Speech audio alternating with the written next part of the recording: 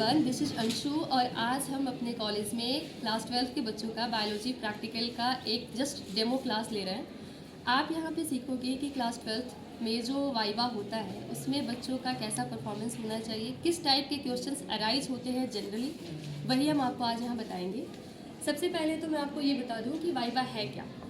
जो भी आपने क्लास में पढ़ा है या जो भी आपने प्रैक्टिकल थियोरी में किया है उसी के क्वेश्चंस को पूछा जाता है, उसी को हम वाइवा कहते हैं। जो भी एग्जामिनर आएंगे आपके, वो कहीं बाहर से एकदम वैसे नहीं रहेंगे जो आपको टेस्ट करने आ रहे हैं कि आपका नॉलेज क्या है। वो सिर्फ आपसे इजी क्वेश्चन ही पूछेंगे। जो आपने प्रोजेक्ट बनाया है, जो आपने चार्ट बनाया है, उसमें जो डायग्राम है उसी को देख के क्वेश्चंस किए जाते हैं। तो आज मैं यहाँ पे अपने क्लास में जो बच्चों ने एड्स पे प्रिपेयर किया है चार्ट या फिर डायग्राम या मॉडल, उसके रिगार्डिंग क्या क्वेश्चंस अराइज किए जा सकते हैं, क्या क्वेश्चंस पूछे जा सकते हैं, उसी की हम प्रैक्टिस करेंगे। तो अभी मैं एक स्टूडेंट को बुलाती हूँ, उसके बाद से आप देखिए कि क्या है, बच्चे ने क्या तैयार किया है, कैसे वाइवा के लिए वो प्रिपेयर है। So let's start. तो आज हम लोग का क्या है, ये तो ये पकड़ो तुम, मेरी आवाज़ तेज है, मैं पूछ दूँगी, ये पकड़ो आप। तो सबसे पहले तो आपने ये एड्स जो बनाया है, तो आप मुझे इसके बारे में कुछ बताइए, क्या है ये? माइक पास में एड्स का है, एड्स वायरस HIV का है।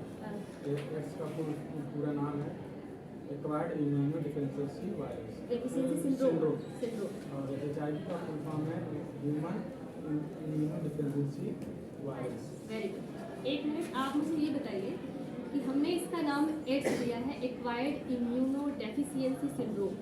तो ऐसा ये नाम क्यों दिया गया है? क्या इस नाम का कोई मीनिंग है कि हाँ एड्स हमने इसीलिए इसको नाम दिया है? कुछ तो मीनिंग होगा ना, क्यों इसको एक्वायर बोला गया है? इस बता सकते हो? एक्वायर मतलब कि उपार्जित है, जन्म से नहीं मिला है वो।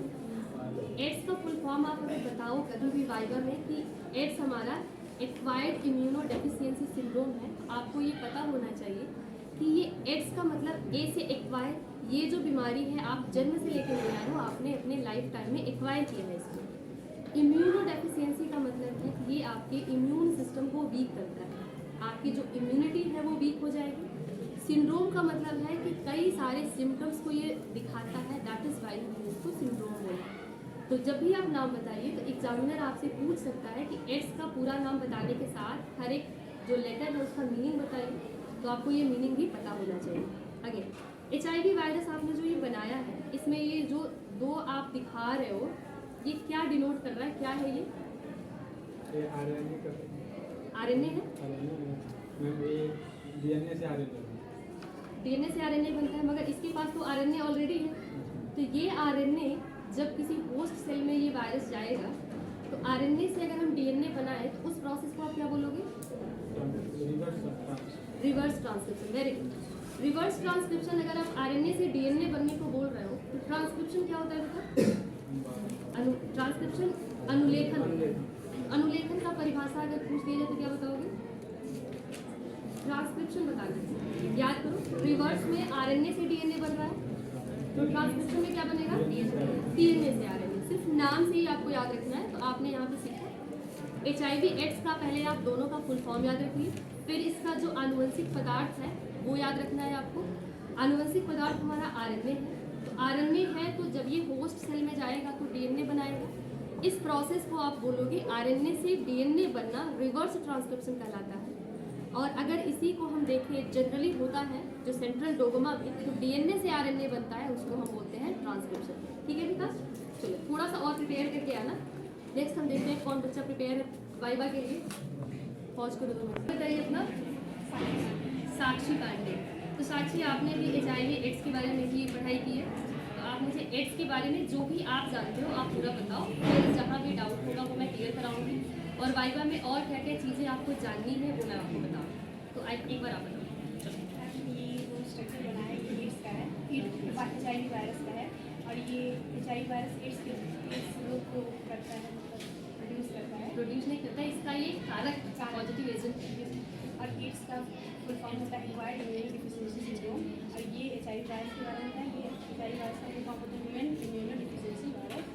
और मैम इसमें ये जो स्ट्रक्चर है, ये जो RNA है, सिंगल स्ट्रैंडेड RNA है,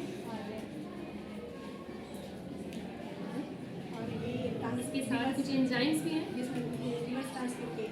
रिवर्स ट्रांसक्रिप्टेज क्या कराते हैं वो? मैम आरएनए को डीएनए में कन्वर्ट करते आरएनए से डीएनए बनने का काम कराते हैं, ठीक है। आपने पूरा एचआईवी वायरस मुझे बता दिया। एक छोटा सा क्वेश्चन बताइए मुझे, वायरस क्या होता है? हैं। मैम वायरस, एचआईवी वायरस हमने पढ़ लिया ना बेटा। अगर एग्जामिनर पूछ ले आपके, आप लकी हो गए, एग्जामिनर ने कहा मैं एचआईवी वायरस नहीं पूछूंगा, मुझे सिर्फ बता दो वायरस क्या होता है, तो वायरस क्या होता है, क्या बताओगे? न्यूक्लियोप्रोटीन का बना होता है। वायरस हमारा क्या है बेटा? लिविंग और नॉन लिविंग के बीच का कनेक्टिव लिंक होता है ना, सजीव और निर्जीव के बीच की कड़ी होती है, क्योंकि ये न्यूक्लिक एसिड और प्रोटीन से मिलकर बना होता है। न्यूक्लिक एसिड में या तो डीएनए उसके पास होगा या आरएनए, और बॉडी पूरी उसकी किससे बनी होगी? प्रोटीन से। अब वायरस करें, एचआईवी वायरस में जो ये बाहर की लेयरिंग आप दिखा रहे हो, ये क्या है? यही तो प्रोटीन है। अंदर इसका न्यूक्लिक एसिड क्या पड़ा हुआ है? आरएनए पड़ा हुआ है। आरएनए सिंगल स्ट्रैंडेड है कि double stranded? Single stranded RNA है। कॉपीज कितनी है इसकी? दो कॉपीज है। इन दोनों के साथ आप दो डॉट लाइक स्ट्रक्चर बनाए हो, वो क्या है? एंजाइम। कौन सा एंजाइम है? Reverse transcriptase. इसके होने का मतलब यही है कि जब ये इन्फेक्शन करेगा किसी को, तो उसमें यही एंजाइम को फिर से डीएनए में बदलेगा। एक लास्ट क्वेश्चन बताओ, अगर किसी को एचआईवी हुआ है, अगर किसी ने टेस्ट कराया एचआईवी पॉजिटिव होना, और किसी को मैं बोल रही हूँ कि एड्स है, तो क्या दोनों में डिफरेंस है? एचआईवी पॉजिटिव होना और एड्स का होना अंतर है इसमें? एचआईवी एक ही रोग सिर्फ पीड्स को नहीं वर्क करता है, और भी डिफरेंस तो है, मगर रीजन सही नहीं है। रीजन मैं आपको बताती हूँ।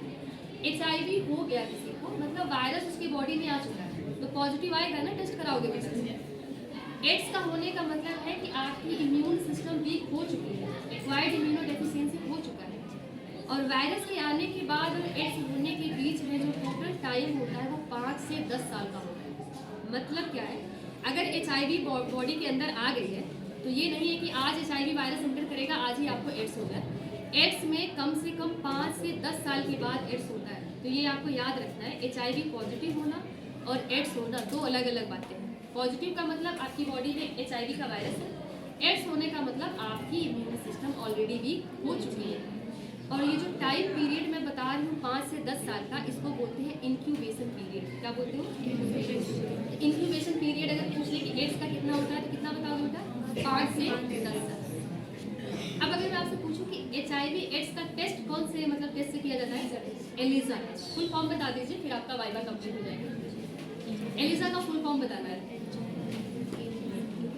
एलिसा का फुल फॉर्म एक बार बच्चों को दिखाए, किसको आता है एलिसा का फुल फॉर्म? एक बार हाथ उठा ले बच्चे, एक बार बच्चों को दिखाओ किसको आ रहा है। हाथ उठाओ बेटा, किसको किसको एलिसा का फुल फॉर्म पता है? यस, एक बच्चा खड़ा होकर बताए क्या है। नहीं, एक बच्चा बताओ। एंजाइम लिंक इम्यूनोसॉर्बेंट एसे, एंजाइम लिंक्ड इम्यूनोसॉर्बेंट एसे, ठीक है। कोई क्वेश्चन नहीं पूछा जाएगा। वाइवा में आपको नाम याद होना चाहिए, फुल फॉर्म याद होना चाहिए, टेस्ट कौन सा है ये याद होना चाहिए, इंक्यूबेशन पीरियड क्या होता है, कितने दिन का होता है, इसके अलावा कौन सा टेस्ट करके आप एचआईवी को फाइनलाइज करोगे कि एचआईवी हो चुका है, ठीक है। ये हमने पूरा देखा एड्स और एचआईवी से वाइवा कैसे किया जाता है उसके बारे में। कल हम सीखेंगे ह्यूमन हेल्थ और डिजीज में bacterial disease, viral disease, fungal disease, helminthic disease और प्रोटोजोअल डिजीज। इससे क्या क्या क्वेश्चन आपसे पूछे जाएंगे ये आप कल सीखोगे। हर एक डिजीज का नाम प्लस कॉजल ऑर्गेनिज्म, और अगर कोई वेक्टर है तो वेक्टर का नाम, प्लस कौन सा किसी के लिए वैक्सीनेशन होता है, टीका इंजेक्शन लगता है, और किस बीमारी के लिए कौन सा एक टेस्ट अगर कराया जाता है तो टेस्ट का नाम। इतना आपको याद करके आता है। कल हम प्रैक्टिस किसकी करेंगे? ह्यूमन हेल्थ एंड डिजीज पूरे चैप्टर का करेंगे। पढ़ के आओगे बेटा? पक्का पढ़ के आओगे? चलो, थैंक यू।